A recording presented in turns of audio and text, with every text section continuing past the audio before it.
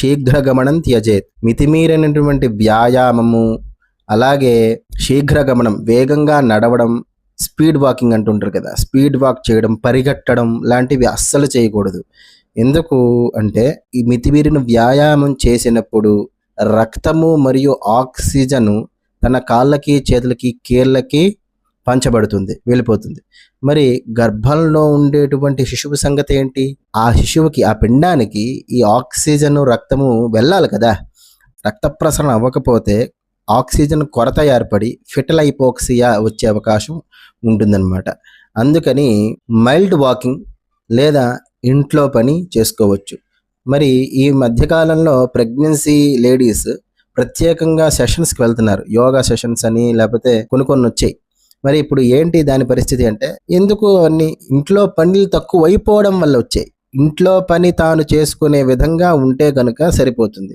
ఇంట్లో నాకు పని లేదు, నేను కూర్చునే ఉంటున్నాను అన్నప్పుడు ఖచ్చితంగా సెషన్స్కి, ఎక్సర్సైజెస్కి వెళ్ళాల్సిందే.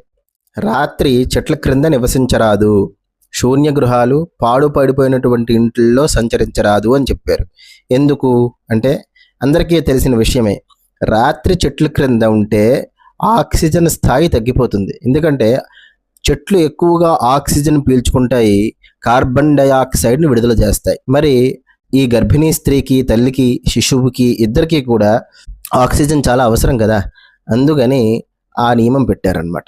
అయితే పాడుబడినటువంటి ఇల్లు, ఖాళీ శూన్య గృహాల్లో సంచరించవద్దు అన్నారు.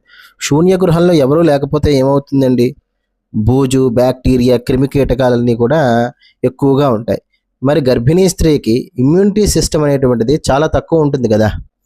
అందుకని ఇన్ఫెక్షన్ వచ్చేటువంటి అవకాశం ఉంటుందని ఈ శూన్య గృహాల్లో సంచరించవద్దు అని కూడా పెద్దలు నిశ్చయించారనమాట. ఇంకా చాలా నియమాలు పెట్టారు. అవన్నీ వీడియో విస్తీర్ణం అవుతున్నదని చెప్పి పార్ట్ 2 కింద కూడా చేస్తాను. చాలా ఇంట్రెస్టింగ్ అండ్ సైంటిఫిక్ రీజన్స్ ఉంటాయి, మిస్ అవ్వద్దు. అలాగే గర్భిణీ ధర్మాలు ఎలా చెప్పారో, గర్భిణీ పతి ధర్మాలు అంటే గర్భిణీ యొక్క భర్త ధర్మాలు కూడా చాలా విశేషంగా చెప్పారు. చాలా వింతగా ఉంటాయి, చాలా సైంటిఫికల్గా ఉంటుంది, చాలా ఇంట్రెస్టింగ్ సబ్జెక్ట్. అది కూడా ఒక వీడియో చేస్తారు ప్రత్యేకంగా. అవన్నీ కూడా మీరు మిస్ అవ్వకుండా ఉండాలంటే మన ఛానల్ని సబ్స్క్రైబ్ చేసుకోండి, బెల్ ఐకాన్ నొక్కండి, షేర్ చేయండి, లైక్ చేయండి. శుభం.